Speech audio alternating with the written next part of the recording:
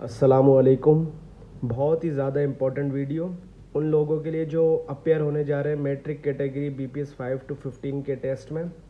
तो ये आज का टेस्ट पेपर है 21/6/25, जिस तरह से आप हमारे फेसबुक पोस्ट पे भी देख सकते हैं, हमने अपलोड किया वो पेपर। तो इसमें जो मेन पोर्शन है जिसको आप अगर देखें समझें तो आप आने वाले जो MCQs हैं जब आपका टेस्ट होगा उसमें आप करेक्ट कर सकते हैं। सबसे पहले एरर डिटेक्शन को हम डिस्कस करेंगे, फिर सेंटेंस स्ट्रक्चर को, और उसके बाद प्रीपोजिशन को।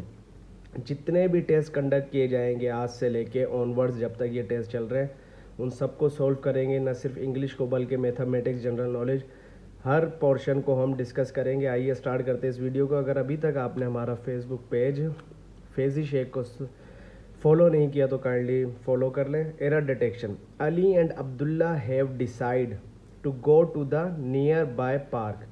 अब इसमें एरर डिटेक्शन में हमें कोई भी एक एरर फाइंड करना होता है सेंटेंस में। अब ये कह रहे अली और अब्दुल्ला ने डिसाइड किया कि हम जाएंगे करीबी पार्क में। अब इसमें मसला क्या आ रहा है कि इधर देखें, ये जो टेंस है ये है प्रेजेंट परफेक्ट टेंस का। Ali and Abdullah have decide इधर है, तो यहाँ पर third form of the verb लगनी चाहिए, तो ये होगा डिसाइडेड। डिसाइडेड। तो जो एरर है वो बी ऑप्शन में, तो इसको आप बी पर टिक लगा देंगे, वहाँ सर्किल कर देंगे। This shirt is yours and that is my, कि ये शर्ट तुम्हारी है और ये मेरी है। अब माई का मतलब क्या होता है? मेरी नहीं होता। जो मेरी है वो एक पोजीशन है जो कि माइन बनता है। तो जो यहाँ पर एरर है वो डी में है। On weekend they usually went to the nearby canal for fishing. अब यहाँ पर आप देखें कि वो कह रहे हैं कि वीकेंड पर वो गए। वेंट का मतलब क्या है? गए करीबी नहर में फिशिंग के लिए। अब यूजुअली क्या है कि वो अक्सर जैसे जाते हैं, तो ये यूजुअली जो है वो लगता है प्रेजेंट इंडेफिनेट में या पास्ट इंडेफिनेट में, ठीक है। लेकिन यहाँ पर क्या यूज़ कर रहे हैं? वेंट। और यहाँ पे हमें इसका एरर फाइंड ही नहीं करना। अंडरलाइन जो हुआ भाई वो यूजुअली, नियर बाय, वीकेंड और फॉर हुआ है। तो यहाँ पर जो मिस्टेक है वो ऑप्शन बी में है कि यूजुअली जो शो करता है वो करता है इंडेफिनेट को या पास्ट सिंपल को। लेकिन यहाँ पर बात हुई है जो काम उन्होंने किया वीकेंड पे, तो वो जो किया है वो वन टाइम किया, तो यूजुअली यहाँ पर यूज़ ही नहीं होगा। I have always looked for ways to get things done in time. अच्छा, ये जो है ग्रामेटिकली कंप्लीट सेंटेंस बिल्कुल सही है। गलती एक जगह पर है लेकिन वो उन्होंने अंडरलाइन नहीं किया, वो है यहाँ पे। इनकी जगह हमेशा ऑन टाइम लगता है, मतलब वक्त पे मैं अपने जो काम है सारे मुकम्मल कर लेता हूँ या देख लेता हूँ। We should treat the young and old with kindness. अभी कह रहे कि हमें ट्रीट करना चाहिए जवानों को और बूढ़ों को शफकत के साथ। अब ये काइंडमेंट कोई ऐसा खास लफ्ज़ नहीं है, इसकी जगह पर आता है काइंडनेस। तो जो एरर है वो है ऑप्शन डी में। अब डिस्कस करते हैं सेंटेंस स्ट्रक्चर। सेंटेंस स्ट्रक्चर में ये सेंटेंस दिया हुआ है, इसमें हमें बताना है सब्जेक्ट कौन सा है, वर्ब कौन सा है, या अगर कोई टेंस गलत है सही है उसकी आइडेंटिफिकेशन करनी है यहाँ पे। अभी हम करते हैं तो आप समझ जाएंगे किस तरह से इसको सॉल्व करना है। अब इसमें कह रहे हैं फाइंड द करेक्ट सब्जेक्ट। अब सब्जेक्ट, वर्ब और ऑब्जेक्ट, इसका मैं आपको थोड़ा आइडिया देता हूँ। जैसे ये एक सेंटेंस है, आई प्ले क्रिकेट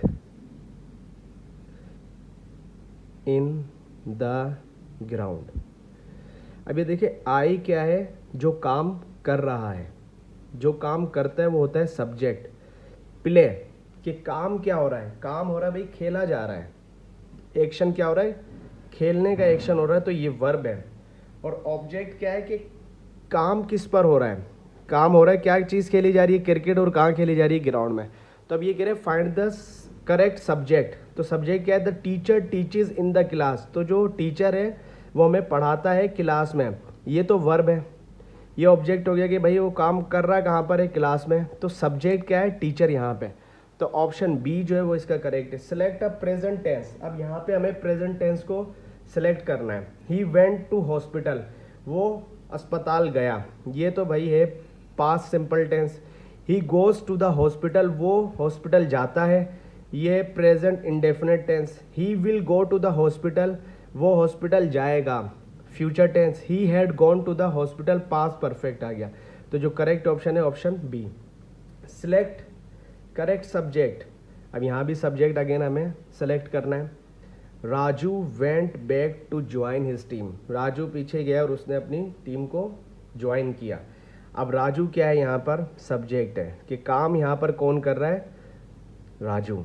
तो ये ऑप्शन डी इसका करेक्ट हो जाएगा। सिलेक्ट प्रॉपर प्रीफिक्स, प्रीफिक्स से वर्ड के पहले जो हम चीज़ लगाते हैं और वो फिक्स हो जाए उधर। For the word of agreement, agreement से पहले क्या लग सकता है, अनएग्रीमेंट, डिसएग्रीमेंट, मिस एग्रीमेंट या री एग्रीमेंट। जैसे करेक्ट है, अब करेक्ट के साथ क्या लगता है, तो करेक्ट के साथ इनकरेक्ट लग जाता है, तो वो हो जाता है क्या, ये गलत है। मतलब कि इनकरेक्ट तो लगना सही है, लेकिन इसकी मीनिंग क्या बन जाती है, एक की करेक्ट है और इनकरेक्ट सही गलत। तो इसी तरह एग्रीमेंट के साथ लगता है डिसएग्रीमेंट। अब लास्ट है, ये सिर्फ वो पोर्शन डिस्कस किया है जो आप समझकर सही कर सकते हो। अगर यहाँ पर हम स्पेलिंग डिस्कस करते हैं या वोकेबलरी डिस्कस करते हैं, वो तो एक समंदर है, वो स्पेलिंग किसी की भी उठाकर दे सकते हैं, वो सिर्फ आपकी एजुकेशन पर डिपेंड करती है, समझने पर नहीं। लेकिन ये जो पोर्शन है ये आप समझकर फिर वहाँ जाके सही कर सकते हैं। As responsible citizens we shouldn't draw dash the walls dash the park, कि एक जिम्मेदार शहरी होने के नाते हमें नहीं लिखना चाहिए दीवारों पर पार्क की। ये जो डैश है ना, इसके ऑप्शंस आपको खुद बनाने हैं, पहले उर्दू में फिर उसको कन्वर्ट करना है इंग्लिश में। तो फर्स्ट पर मैंने क्या कहा कि हमें नहीं लिखना चाहिए दीवारों पे, ठीक है, किसकी, पार्क की। तो यहाँ पर क्या आएगा, दीवारों पे मतलब ऑन द वॉल, और किसकी, ऑफ द पार्क्स। तो अब ऑन और ऑफ हमें ढूंढना है, तो फर्स्ट ऑप्शन ही जो है वो ऑन ऑफ है, तो यहाँ पर ये सही हो जाएगा। There was a pin drop silence, pin drop silence का मतलब है वहाँ पर इतनी खामोशी थी कि अगर कोई पिन भी ड्रॉप की जाए तो उसकी भी आवाज़ नहीं आएगी। Pin drop silence dash the class, कहाँ खामोशी थी, क्लास में। अब में क्या है वो आपको पता होना चाहिए, प्रीपोजिशन में में का मतलब होता है इन, कि क्लास के अंदर इतनी खामोशी थी कि कितनी खामोशी थी, पिन ड्रॉप साइलेंस थी। Salar was a kind and helpful boy dash nature. अब ये एक फिक्स प्रीपोजिशन है कि सालार जो है वो एक तो काइंड और हेल्पफुल बॉय है डैश नेचर, मतलब वो कुदरती तौर पे बाय नेचर ही वो एक ऐसा इंसान है जो मदद करता है और दूसरों से शफकत करता है। तो यहाँ पर क्या फिक्स प्रीपोजिशन आती है नेचर के साथ, बाय नेचर, कि यार वो शख्स तो बाय नेचर ही ऐसा है, वो बाय नेचर ही ख़राब है या वो बाय नेचर ही अच्छा है, ये हम यूज़ करते हैं। One of the most remarkable deserts, सहराओं में जो एक मोस्ट रिमार्केबल सहरा है दुनिया में वो है सहारा डेजर्ट, मतलब दुनिया में। अब अगेन में का वर्ड यूज़ हो गया तो क्या आएगा, in the world, in the world, option D. Of नहीं, टू नहीं, ऑन नहीं, in. His window seat dash the train was very uncomfortable, कि जो उसकी विंडो सीट थी ट्रेन की, ठीक है, his window seat dash the train, मतलब उसकी जो विंडो सीट थी ट्रेन में वो बहुत अनकम्फर्टेबल थी, ठीक है। अगर यहाँ पर हिज नहीं आता, window seat dash the train होता तो हम कहते हैं कि विंडो सीट ट्रेन की, लेकिन हिज आकर बता दिया कि लड़के की जो विंडो सीट थी ट्रेन में, तो यहाँ पर ऑप्शन क्या आएगा, इन सही होगा। वरना ऑफ होता, अगर इतना सिर्फ सेंटेंस होता ना तो हम ऑफ करते कि window seat of the train, के विंडो सीट ट्रेन की कंफर्टेबल नहीं थी, लेकिन his window seat in the train, के उसकी जो विंडो सीट थी ट्रेन में वो अनकम्फर्टेबल थी। तो ऑप्शन ए इसका बिल्कुल करेक्ट है। ऐसी मजीद वीडियोस देखने के लिए और जो पेपर आ रहे हैं, टेस्ट पेपर्स जो आ रहे हैं वो कंप्लीट सॉल्व किए जा रहे हैं इस पेज पर, तो हमें जल्दी से फॉलो कर ले, शेयर कर दे इस वीडियो को। बहुत शुक्रिया। मैथ का पोर्शन हम इसमें अभी इंक्लूड करेंगे और सेंड करेंगे पेज पर, और उसके बाद जनरल नॉलेज वाला पोर्शन भी। Thank you so much.